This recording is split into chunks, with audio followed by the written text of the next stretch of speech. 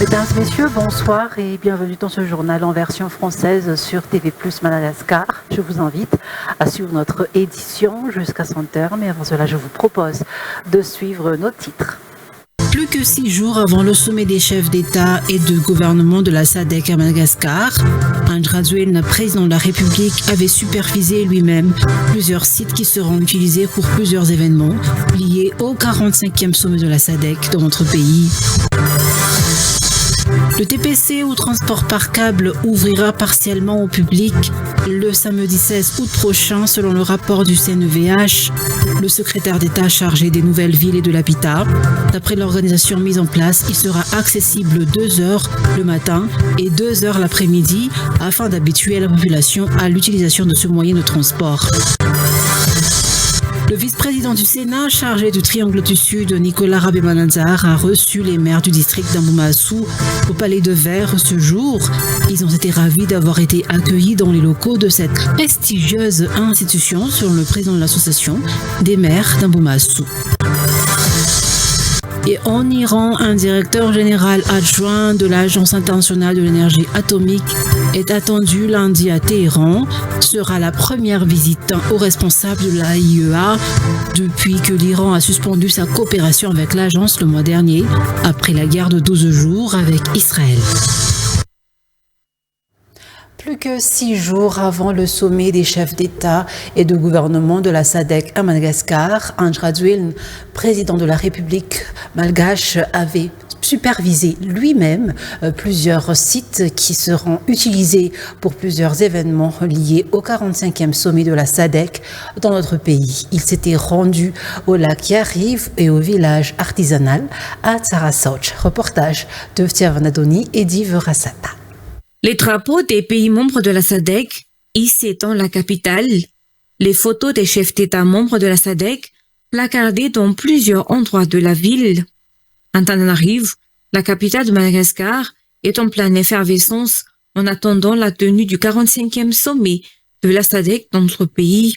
Si les réunions préparatoires et autres rencontres dans le cadre du sommet avaient déjà débuté le 3 août dernier, le sommet proprement dit des chefs d'État et de gouvernement de la SADC se tiendra le 17 août prochain au centre de conférence internationale d'Ivat. Comme le président Andry Rajoelina l'avait souvent rappelé, ce sommet de la SADC, accueilli pour la première fois dans nos murs, sera exceptionnel, tant en termes d'organisation qu'en matière d'accueil des invités.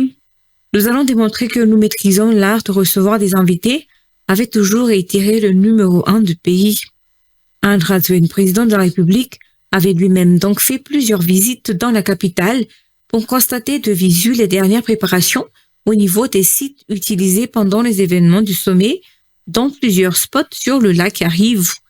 Il a notamment visité l'avancement des travaux de construction du village artisanal. Il s'agit d'un des projets qui tient particulièrement à cœur au président Rajoelina.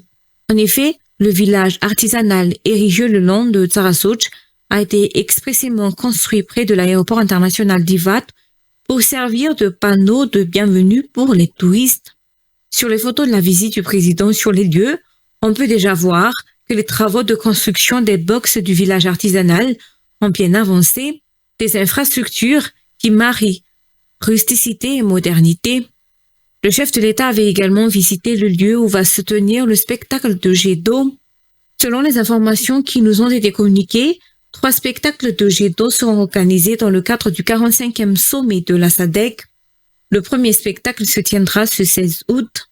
Samedi dernier, Andry Rajoelina s'était également rendu sur le chantier de construction de la première autoroute de Madagascar du côté d'Amboudfassen avant de se rendre au parc des expositions du lac Yariv.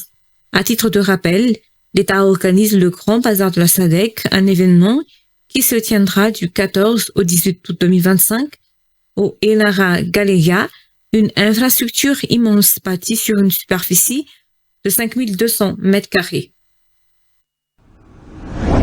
Mais l'autre actualité, c'est aussi le TPC ou transport par câble qui ouvrira partiellement au public le samedi 16 août prochain, selon le rapport du SENVH ou le secrétaire d'État chargé des nouvelles villes et de l'habitat.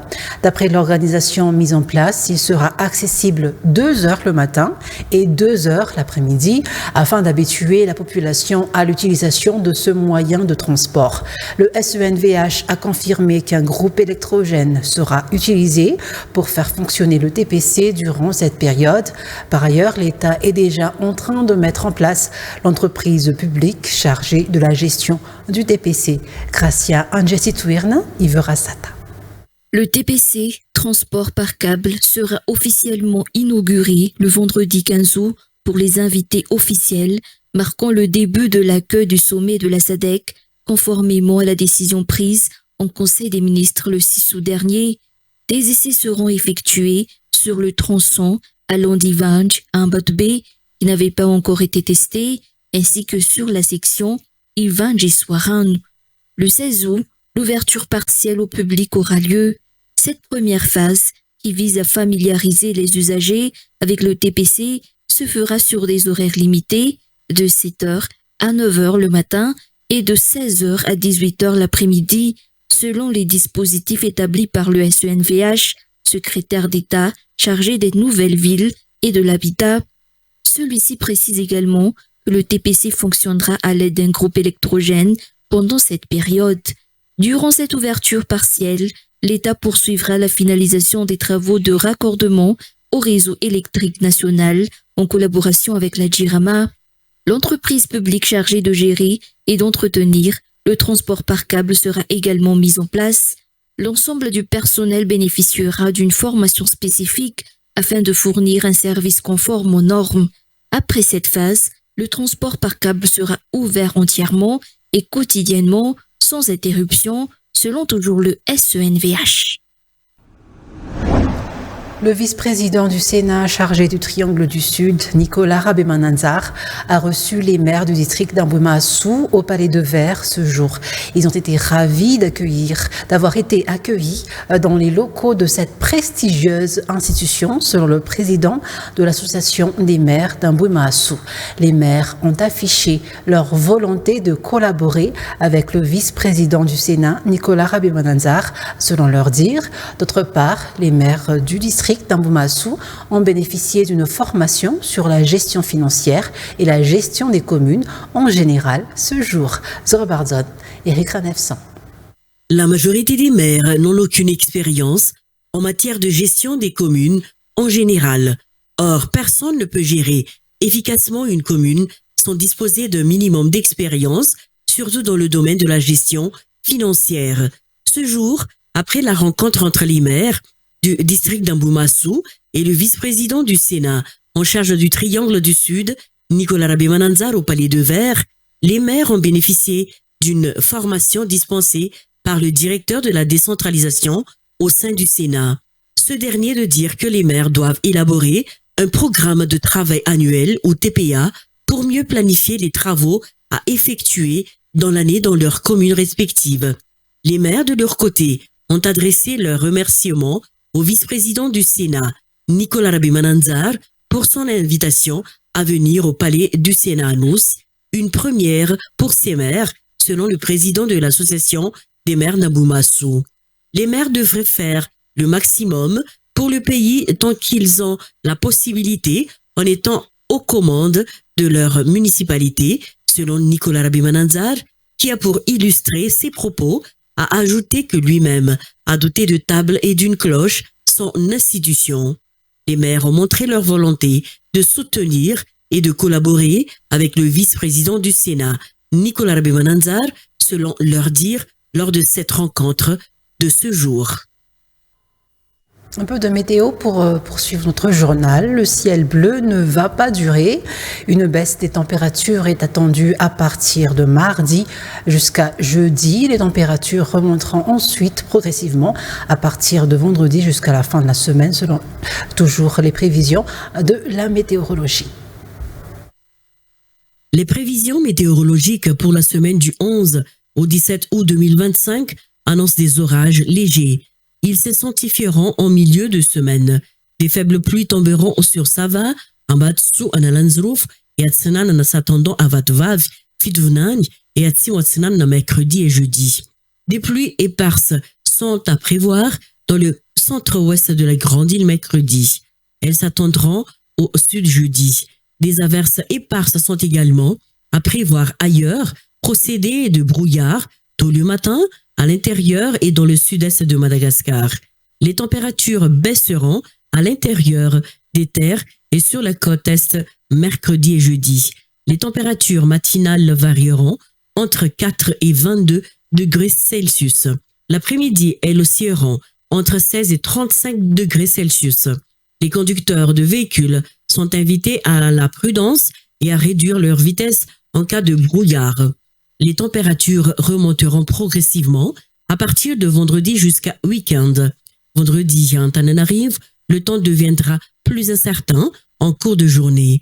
Les températures évalueront entre 12 et 23 degrés C. Samedi, à Antananarive, une amélioration des conditions météorologiques sera observée en cours de journée. Le ciel se dégagera. Les températures évalueront alors entre 13 et 22 degrés Celsius.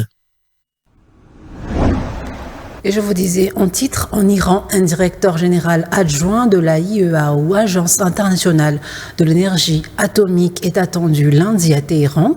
Ce sera la première visite d'un haut responsable de la IEA depuis que l'Iran a suspendu sa coopération avec l'agence le mois dernier après la guerre de 12 jours avec Israël. France 24.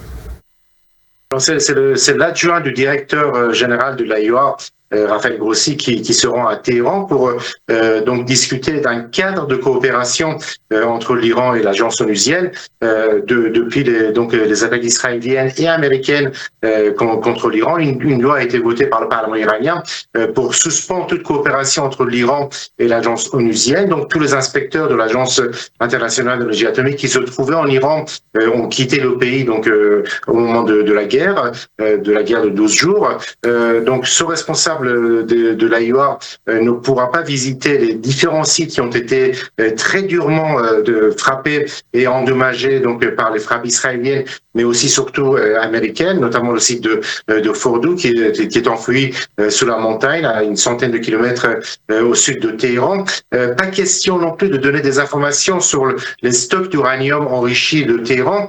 Avant les attaques israéliennes, l'Iran possédait quelques 9 tonnes d'uranium enrichi, notamment 400 kg d'uranium enrichi à 60%, un seuil qui est proche du seuil militaire pour la construction de l'arme atomique. Donc les Iraniens affirment qu'ils n'ont pas d'informations sur l'état dans lequel se trouvent ces différents matériels, ces stocks d'uranium qui se trouvaient, selon le ministère des Affaires étrangères, dans les différents sites qui ont été bombardés. Donc c'est plutôt le flou sur le programme nucléaire de Téhéran qui a été durement endommagé, mais aussi les stocks d'uranium enrichi.